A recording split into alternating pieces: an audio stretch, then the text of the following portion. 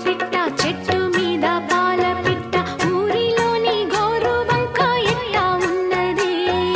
బుల్లి పిట్ట బుజ్జి పిట్ట గూటిలోని గువ్వ పిట్ట పంజరాన రామచిలుక ఎట్టా ఉన్నది